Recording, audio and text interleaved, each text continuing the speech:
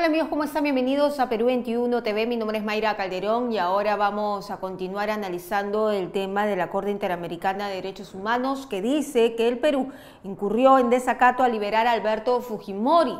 Y es que este ha sido un pronunciamiento mediante una resolución donde se ha dispuesto además la supervisión en las investigaciones de Barrios Altos y La Cantuta. El documento, según la Corte, contiene las resoluciones del 30 de mayo del 2018 y el 7 de abril del 2022. Y dice, se ejecutó la sentencia dictada por el Tribunal Constitucional que restituyó los efectos del indulto por razones a Alberto Fujimori el pasado 24 de diciembre del 2017. Además, han señalado desde la Corte que también se habría dispuesto que el Estado debía abstenerse de implementar el indulto porque para ellos no se cumplían con los estándares de derecho internacional para realizarse la liberación del ex jefe de Estado. Ya estamos con el abogado de Alberto Fujimori, Elio Riera, a quien le damos la bienvenida en Perú 21 para saber su apreciación sobre este caso y también lo que ha resuelto la Corte Interamericana de Derechos Humanos en ese sentido. ¿Cómo está? ¿Qué tal, Mayra? ¿Cómo estás? Muy buenas tardes, gracias por la invitación.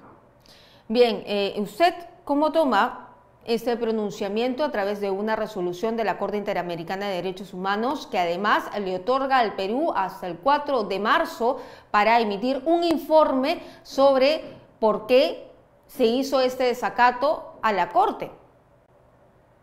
Bueno, yo lo tomo finalmente como un pronunciamiento de la Corte que no resulta atendible en cuanto a Pero es los una extremos resolución, legislativos. ¿ah? Es una resolución, no es un pronunciamiento. Sí. Yo considero finalmente que con respecto al señor Fujimori, pues no hay ninguna obligación que acatar con respecto a la Corte. ¿Y por qué? Lo que está solicitando la Corte es que el Estado peruano emita un informe, ¿no? Un informe sobre el cumplimiento de los alcances de la sentencia de Barros Altos y La Cantuta. Lo que tiene que hacer el Estado peruano es claro, es fácil. Informar que esta sentencia se cumplió bajo los estándares establecidos por la justicia ordinaria y que finalmente, luego de ello, bajo un procedimiento regular que siguió por la vía constitucional, habeas corpus primera y segunda instancia del Tribunal Constitucional, en dos pronunciamientos estableció que en base al límite de convencionalidad correspondía restituir los efectos del indulto humanitario, motivo por el cual debe de primar el principio de soberanía estatal y no cumplir finalmente la adecuación de la Corte en el extremo de equiparar que el indulto humanitario para que sea cumplido tiene que ser cumplido en base a determinados requisitos, como son el pedir perdón y el pago de una indemnización. Eso no es aplicable para el Estado peruano porque el Estado peruano tiene y se rige bajo el principio de soberanía estatal. Y finalmente, como tal, el indulto humanitario nace por una prerrogativa constitucional, es decir, autónoma. Básicamente es lo que tendría que hacer el Estado peruano. Pero doctor Riera, ¿no le llama la atención de que la Corte Interamericana le esté solicitando al Estado peruano estas explicaciones? Porque finalmente son explicaciones de por qué se realizó la liberación de Alberto Fujimori si no se cumplían con los preceptos que la Corte Interamericana ya había señalado. Ese es el reclamo principal. Bueno, la respuesta es fácil, ¿no? La Corte lo que indica es que tu Estado peruano, tu indulto, no es compatible, tu figura del indulto peruano no es compatible con mi figura del indulto internacional, porque para mí tienes que pagar la reparación y tienes que pedir perdón. Entonces, lo que tiene que hacer el Estado peruano es indicar, esta es una figura netamente estatal, que nace por una prerrogativa constitucional y que ha sido ya revalidada por el pronunciamiento del Tribunal Constitucional. Entonces, ¿qué es lo que puede hacer la Corte? Porque justamente el día de ayer tuve una entrevista también en un medio de comunicación. Yo no he visto que exista algún tipo de contingencia con el Estado peruano. No he visto que el dólar haya variado. No he visto finalmente de que se hayan establecido políticas limitativas con respecto a regímenes y partidas económicas. Entonces, ¿de qué estamos hablando finalmente? ¿Que la Corte emita un comunicado? Perfecto, tendremos que responderlo, nada más. Pero de ahí a que se sostenga que el Estado peruano va a colapsar porque no cumple lo que señala la Corte por apartarse en base a un criterio de soberanía estatal, no tendría mayor trascendencia. No, no dice que el Estado va a colapsar. En sí, lo que dice esta resolución es que luego de presentarse el informe de 4 de marzo, es muy probable que la Corte Interamericana, por el hecho de considerar que el Perú ha hecho desacato de las decisiones internacionales, se pueda convocar a una audiencia de los Estados americanos y colocaría al Perú como un país que desacata las sentencias internacionales, poniéndonos al lado de Venezuela, de Nicaragua y de otros países que también han hecho lo mismo, países dictadores. O en su defecto, también al momento que el Estado peruano sea convocado ante la OEA, tendremos la oportunidad como Estado peruano de defendernos con el procurador, con la opinión vinculante, en este caso de algún magistrado del Tribunal Constitucional, y establecer que rige el principio de soberanía. Yo lo que veo acá es un cuestionamiento de la Corte, pero tampoco veo que la Corte pueda generar algún tipo de antecedente negativo contra nosotros. Se podrá quejar ante la OEA con respecto al Estado peruano, no contra el señor Fujimori. Tendremos la oportunidad como Estado peruano de defendernos, pero claro, lógicamente, tendremos que hacer valer como rige, como establece la Constitución, el principio de soberanía estatal y dejar por sentado que la Corte no puede decidir a qué persona se libera y a qué persona no. Yo no veo en realidad mayor trascendencia contra ello porque finalmente se podrá presentar la queja respectiva ante la OEA, se va a hacer. El Estado peruano tendrá que resolverlo, se va a hacer. Finalmente ya Pero, dependerá del organismo competente delimitar si estamos o no en desacato. ¿y qué pasa, doctor Riera, si es que en la Asamblea, una vez que se escuchen a ambas partes, tanto a la Corte con las víctimas, como también al Estado peruano, con de repente con la defensa de Alberto Fujimori, en este caso usted, decide que sí, pues el Estado peruano cometió desacato? ¿Esto no va a afectar las relaciones internacionales del Perú? Del hecho de haber llevado supuestamente durante todos estos años y haber cumplido sentencias de la Corte Interamericana, ahora al no cumplirlas, ¿no va a afectar la imagen del Perú en el extranjero? No, o sea, lo que pasa es que, a ver, por el caso Fontebella de Argentina, donde, y este es un precedente muy importante, donde Argentina delimitó que la Corte no puede decidir, no puede tener injerencia en función al principio de soberanía estatal. ¿Pasó algo? No, existen precedentes también establecidos en la propia sentencia del Tribunal Constitucional.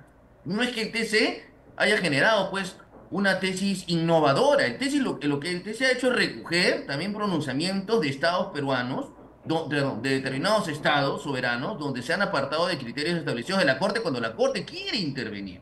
Entonces, el caso finalmente de Fontebella y D'Amico es claro lo que sucedió en Argentina. Hubo un apartamiento y como tal no fueron sancionados. No me preocupa en realidad, mayoreo, porque la Corte tendrá pues una discrepancia con respecto a este tema. Sí, yo tengo otra interpretación. Estamos obligados a tratados y como tal a sentencias, pero a ninguna resolución de supervisión y menos a un comunicado. Recuerde usted que cuando salió la sentencia Mayra del año 2022 del TC, se suspendió todo por un comunicado. Entonces no puede ser.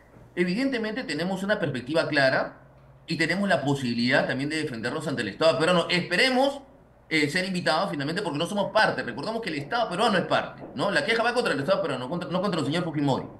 Claro, No ¿y qué contra los pasa si el extraviados Estado tampoco, sino contra el Estado peruano, peruano. ya, y qué pasa si el Estado peruano dice, bueno, hemos ido a la OEA, hemos decidido y retrocede en su decisión de avalar o acatar lo que dice el Tribunal Constitucional por un mandato internacional? Sería muy grave, ¿no? No lo veo también, lo veo descabellado porque nunca he apreciado una recaptura por la Corte Interamericana. Es por eso que, a ver, si la Corte, Pero ¿por qué es no que deja el ya mensaje Alberto claro, Fujimori ¿no? regresó a la cárcel una vez, podría retornar. Y esto es desgastante para él, para una persona de 85 años. Hay quienes Claro. señalan que se ha utilizado este tema de manera política. Claro, el señor Fujimori regresa a prisión porque los agraviados presentaron las quejas respectivas ante la Corte y la Corte dijo presenten en la vía interna el control de convencionalidad y se fueron a un juez supremo y este juez supremo penal lo inaplicó.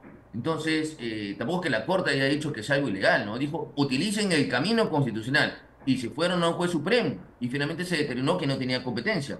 Pero que me preocupe con respecto a que se vaya a ordenar la recaptura, es una probabilidad, pues, inviable, no hay antecedente por medio de la cual un Estado pueda ordenar una recaptura. En ese supuesto, lo que pasó fue que se inaplicó el indulto por una figura del control de convencionalidad que ni siquiera existe en la Constitución, pero se inaplicó. Y lo que ha hecho el TC es, por el contrario, el indulto es válido y no corresponde inaplicarlo como tal, ¿no? Entonces, que en este momento nos diga el Estado peruano corresponde recapturarlo, lo veo inviable, jurídicamente. Muy bien. Doctor Riera, también hay otro tema. El hijo de Alberto Fujimori, Kenji Fujimori, la audiencia va a ser este viernes.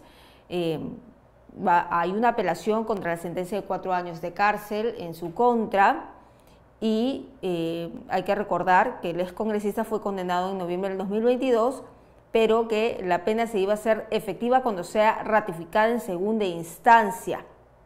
¿Qué opinas sobre esta situación? Esto es básicamente sobre la compra de votos que se hizo para evitar la vacancia de Pedro Castillo de la presidencia de la República en el año 2018. Bueno, ahí yo tengo una posición muy clara con respecto como abogado de Kenji y quien se sumó a la defensa de una extraordinaria defensa de la doctora Susana Velázquez, quien mantiene aún ejerciendo también la defensa y se encargará de la oralización. Mi posición es clara, ¿no? No existe ningún elemento en la sentencia donde se pueda sostener que el señor Fujimori ofreció, el señor Kenji Fujimori, ofreció algo a cambio de la compra de un voto. Eso no existe. O sea, podemos encontrar a lo largo de esa sentencia alguna validación de una prueba indiciaria, ¿no? Hay un acápite específico de prueba indiciaria, pero algo concreto con respecto a que el señor Kenji, a ver, dame, a cambio del voto, te voy a gestionar la obra del puente Tarata.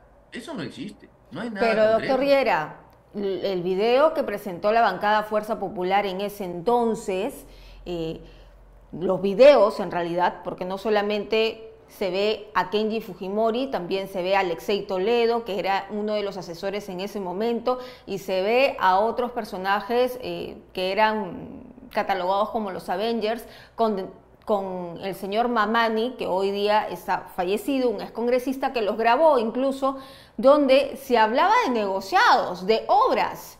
Y Ay, no, eso tengo que fue apartarme televisado tengo a que nivel nacional. Entonces, también se habló y se vio que hubo reuniones con ciertos ministros de Estado de Pedro Pablo Kuczynski. ¿Esa no sería una prueba fundamental que estaría jugando en contra de Kenji Fujimori para una condena de 4 años? No, Mayra, de ninguna manera. Bajo tu criterio imparcial, porque tú siempre informas con mucha imparcialidad, podemos revisar el contenido de esa sentencia o el audio. ¿En qué parte se menciona? El señor Fujimori dice al señor Mamani, ¿sabes qué? A cambio del voto te voy a dar Pero la no lo dice viabilidad. textual, pero dice qué obras quieres. No, que tampoco dice eso. Es que lo que pasa es que la información que lógicamente emiten, lógicamente de manera general, es un mensaje equivocado. Lo que dice el señor Kenji es lo siguiente, ¿no? A ver, Moisés, ¿qué es lo que quieres tú, ¿no? ¿Qué es lo que buscas en el gobierno? ¿Acaso tú quieres obras? ¿Acaso tú quieres beneficios? O sea, pero lo hace en ese tono y está grabado. No es que le haya dicho, ¿sabes qué? Oye, yo te voy a dar. No, de ninguna manera. Lo que están hablando ahí es sobre un acuerdo de gobernabilidad, darle estabilidad al Estado peruano. Pero Y en tampoco se ningún... habla de un acuerdo de gobernabilidad. No, también justo en la sentencia, incluso uno de los considerandos por los cuales la sala considera la sanción es que los Avengers habían firmado un acuerdo de gobernabilidad. Yo digo, pero si es lo que hacen los congresistas, es un acuerdo de gobernabilidad para mantener al Ejecutivo. ¿Qué es lo ilegal ahí? Pero fue una de las circunstancias precedentes para sostener que habría un indicio de algo ilegal. No, de ninguna manera. ¿Por qué lo sentencian al señor Kenji? Este es el tema. Al señor Kenji lo sentencia por la famosa figura de la imputación recíproca. En otra fecha, no el señor Kenji, ojo, ¿no? Otro congresista se reúne y brinda mayor detalle con respecto a la viabilidad de darle gobernabilidad al Estado peruano. Es decir, el señor Bocángel al señor Mamani, ¿no? Pero en esa reunión no estaba el señor Kenji. Entonces, pero la sala dice, no, como el señor Bocángel es parte también de los Avengers, el señor Kenji debía de suponer, tendría que conocer, y eso está mal. Esa figura de la imputación de recíproca, es decir, la imputación de uno le corresponde al otro porque son coautores, está mal. Lo que tuvo que haber hecho la sala, y estoy seguro que se va a delimitar, es alcanzar finalmente qué roles tuvo cada persona. El señor Kenji se reunió una vez y en ningún momento ofreció nada. Lo que pasa es que están utilizando esta figura para condenarlo. Y es más, otro tema. Para dejar por sentado que esta sentencia me tengo que apartar porque soy hombre de derecho, con mucho respeto, lógicamente, al Poder Judicial, me tengo que apartar de ella. Hace referencia a que todo se habría dado en un contexto finalmente del indulto humanitario, pero vea usted, o sea, ¿qué medio probatorio prueba ello? No hay nada. No hay nada con respecto a ello. Entonces, si no hay tráfico de influencias simulado, es decir, yo invoco conocer a tal persona, si el señor ha sido absuelto de ello, el señor que ha sido absuelto de ello y también de cohecho, ¿cómo va a ser condenado por tráfico de influencia real? ¿Qué cosa real ofreció? La palabra es esa, ¿qué cosa real? A ver, te voy a dar esta obra, te voy a dar este puente. Esa es mi tesis. Y estoy convencido de que oportunamente va a ser absuelto. Bueno, esperemos que sea resuelto, pero también en la cola está Bienvenido Ramírez, está el señor Bocángel, que cada uno ya también se le ha establecido una pena. Entonces, Sí. vamos a escuchar qué es lo que dice mañana, se dice mañana en la audiencia, y oportunamente estaremos conversando, doctor Riera, sobre esta situación. Nosotros le agradecemos estar aquí en Perú 21 TV. Mayra, te agradezco la gentileza y como siempre la oportunidad de poder informar a todos, a todas las personas y a toda la sociedad. Siempre a tu disposición. Muchas gracias. Buenas tardes. Buenas tardes. Bien, era entonces el abogado Elio Riera, abogado de Kenji Fujimori y también de Alberto Fujimori sobre estos dos temas. Mañana se va a realizar esta audiencia. Y los delitos para Kenji Fujimori, como nosotros ya lo veníamos informando a través de la plataforma Perú21.pe, es que hace más de un año, el 15 de noviembre del 2022, la Sala Penal Especial de la Corte Suprema condenó a 4 años y 6 meses de prisión al excongresista Kenji Fujimori por la presunta compra de votos a fin de evitar la vacancia de Pedro Pablo Kuczynski.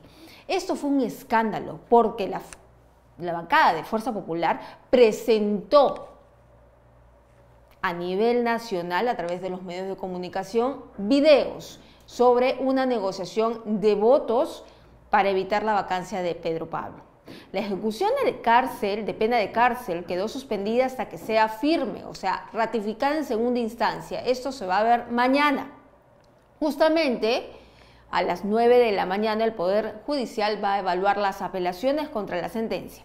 La sala encontró que Kenji Fujimori era culpable del delito de tráfico de influencias, porque además la prueba inicial era estos videos donde a él se le ve acompañado del ex asesor Alexei Toledo, otros congresistas y Moisés Mamani, también de Fuerza Popular. Pero no lo ha declarado culpable de cohecho activo genérico. Bueno, se está buscando anular esta sentencia, pero hay otros sentenciados también por ese mismo caso, los excongresistas Guillermo Bocángel y Bienvenido Ramírez. Nosotros vamos a estar como Perú 21 TV transmitiendo lo que suceda mañana minuto a minuto en esta segunda instancia. Nosotros vamos a regresar más adelante con más información.